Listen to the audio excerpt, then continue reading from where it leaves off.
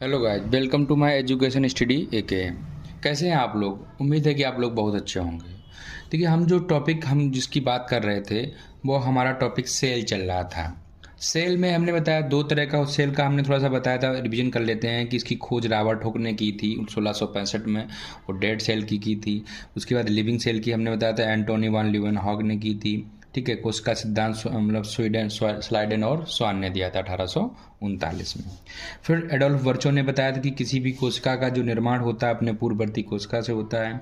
कोशिका दो प्रकार की होती हैं, प्रोकैरियोटिक और यूकैरियोटिक।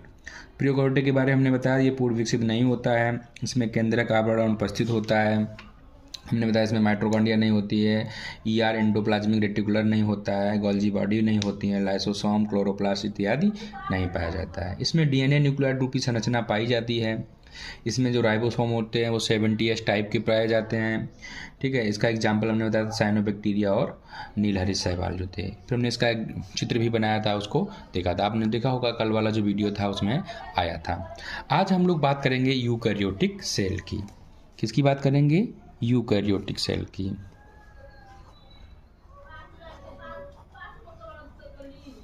यूकैरियोटिक सेल की बात करते हैं। ठीक है, तो इसकी अगर हम लोग बात करेंगे तो देखिए, क्लियर दिख रहा है सबको? ठीक है, तो हम बात करेंगे, यह जो कोशिका होती है पूर्ण विकसित कोशिका होती है। पूर्ण विकसित कोशिका होती है, कोशिका होती है। हमने बताया जो प्रोकैरियोटिक जो थी वो एक कोश की थी। अगर हम इसकी बात करें तो यह एक कोशिकीय कोशिका होती है, कोशिकीय और बहुकोशिकीय दोनों होती है। बहुकोशिकीय भी होता है। ठीक है, तो यूकैरियोटिक ये एक कोशिकीय भी होता है और बहुकोशिकीय भी होता है। अगर हम बात करें तो ये किस में पाया जाता है, तो ये प्लांट सेल में पाया जाता है, प्लांट सेल में और एनिमल दोनों में पाया जाता है। ठीक है, पॉइंट बना के जरूर नोट करना, एनिमल सेल। अगर आप पढ़ रहे हैं, ठीक है, तो एक विधिवत नोट जरूर बनाइएगा। अगर यकीन मानिए आप कहीं से भी आपने पढ़ रखा हो तो आप देखिएगा एक बार। ठीक है, और एग्जाम आप कोई भी टेक्स्ट लगाइए, मॉक लगाइए प्रीवियस ईयर का रेलवे और एनटीपीसी के लिए, फिर आप उसको मतलब कंपेयर कीजिएगा। अगर आपको मेरा वीडियो अच्छा लग रहा हो तो प्लीज़ शेयर ज़रूर कीजिएगा, ताकि उन लोगों तक पहुंचाइएगा जो लोग तैयारी कर रहे हैं, तो उनको बहुत मतलब फ़ायदा मिलने वाला है। ठीक है, एक बार उनको देखिएगा, फिर शेयर ज़रूर कीजिएगा। चलिए, ठीक है, तो हम बिना टाइम को वेस्ट किए हुए आगे चलते हैं। ठीक है, तो अगर हम बात कर लेते हैं प्लांट सेल की। प्लांट सेल, देखिए, हम यूकैरियोटिक का एक जो है मतलब रफ डायग्राम बनाते हैं। ठीक है, तो रफ डायग्राम बना लेते हैं थोड़ा सा समझने के लिए।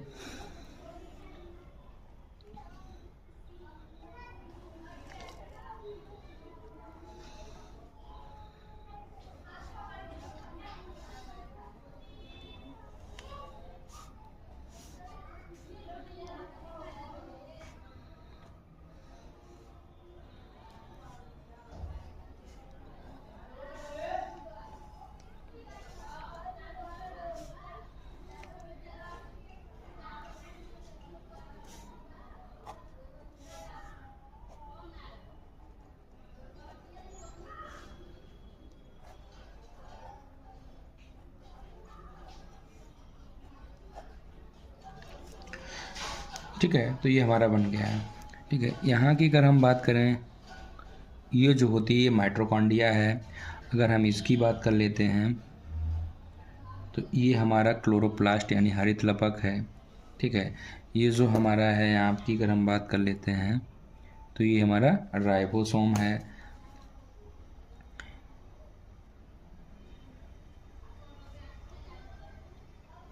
ये हमारी गोल्जी बॉडी है। ठीक है, अगर हम बात करें, ये जो है हमारा स्मूथ ईआर है। यहाँ की अगर हम बात करें, ये हमारा केंद्रक है। ठीक है, ये हमारा केंद्रिका है, इसके अंदर जो है द्रव भरा होता है, इसको हम लोग केंद्रक द्रव बोलते हैं। ठीक है, यहाँ की अगर हम बात कर लें,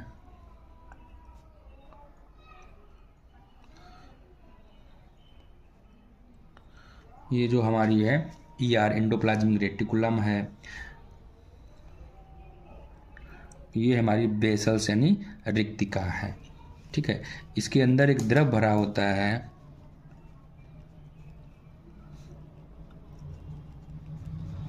इसको हम लोग कोशिका द्रव कहते हैं। देखिए हम लोग पढ़ लेते हैं, ये बाहरी सेल है इसको हम लोग बोलते हैं सेल बाल यानी कोशिका भित्ति बोलते हैं। अंदर वाली जो है इसको हम लोग बोलते हैं सेल मेम्ब्रेन। क्या बोलते हैं? सेल मेम्ब्रेन बोलते हैं। कोशिका ये भित्त हो गया, ये सेल मेम्ब्रेन हो गई। ठीक है, ये जो है हमारा इसको हम लोग बोलते हैं, तो हमने बताया ये जो बाहरी सतह होती है इसको हम लोग बोलते हैं सेल बाल, जो अंदर वाली होती है इसको बोलते हैं सेल मेम्ब्रेन। ठीक है, ये जो हमने बताया ये स्ट्रक्चर हमारा क्या होता है? माइटोकॉन्ड्रिया होता है। इसको बोलते हैं हम लोग क्लोरोप्लास्ट यानी हरित लवक बोलते हैं। इसके अंदर जो द्रव भरा होता है उसको हम लोग बोलते हैं कोशिका द्रव बोलते हैं। क्या बोलते हैं? कोशिका द्रव बोलते हैं। दिख रहा है क्लियर एकदम से? ठीक है।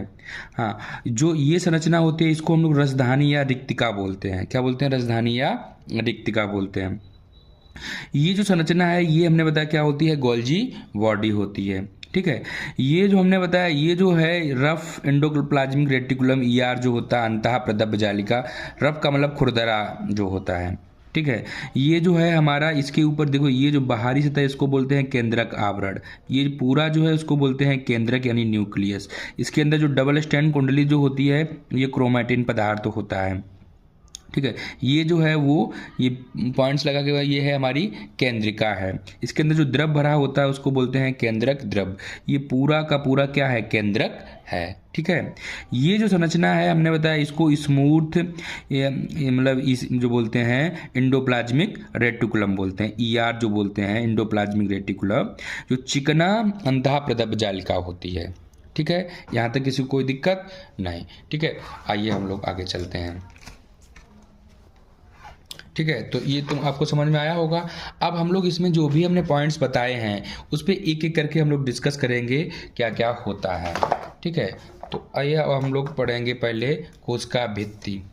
क्या पढ़ेंगे? कोशिका भित्ति। एक मिनट चेक करते हैं। कोशिका भित्ति,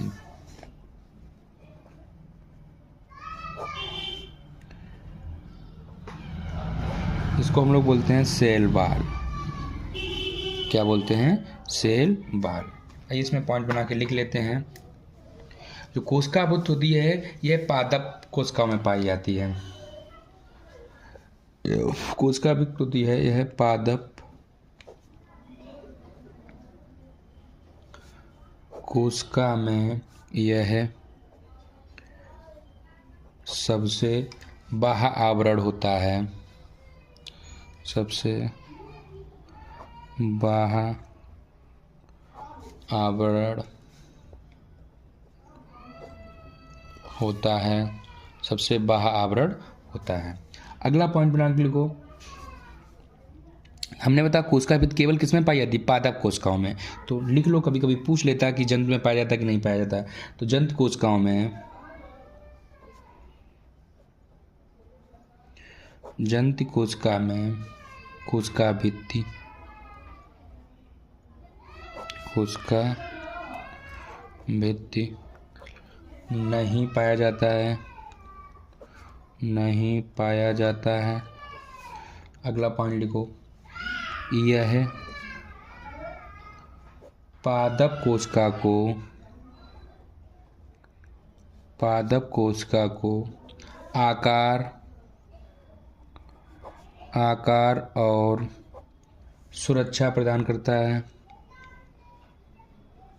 सुरक्षा प्रदान करता है, सुरक्षा प्रदान करता है। अगला पॉइंट लिखो, पादप कोशिका भित्ति, पादप कोशिका भित्ति सेलुलोज की बनी होती है, सेलुलोज की बनी होती है।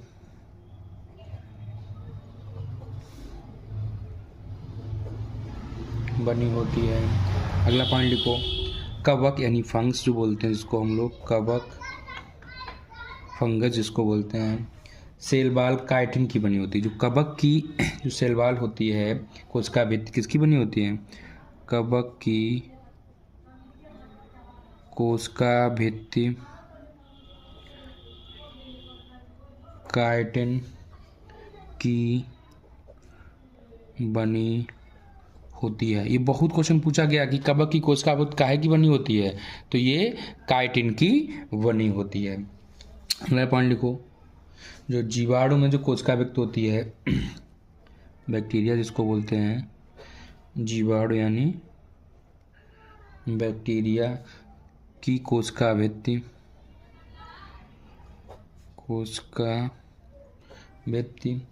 पेप्टाइड, यहाँ पे लिख देते हैं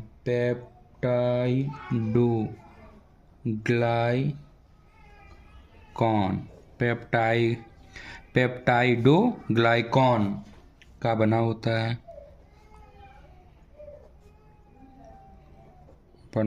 है। अगला पॉइंट लिखो, एनिमल सेल में सेल वॉल नहीं पाया जाता। बता चुके हैं कि जंतु कोशिकाओं में कोशिका भित्ति नहीं पाई जाती है। क्लियर हुआ।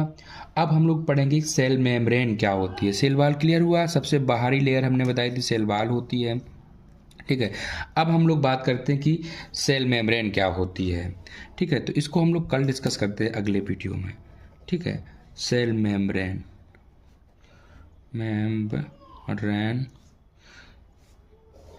कोशिका झिल्ली, या इसको और भी क्या बोलते हैं, प्लाज्मा मेम्ब्रेन भी बोलते हैं, ठीक है।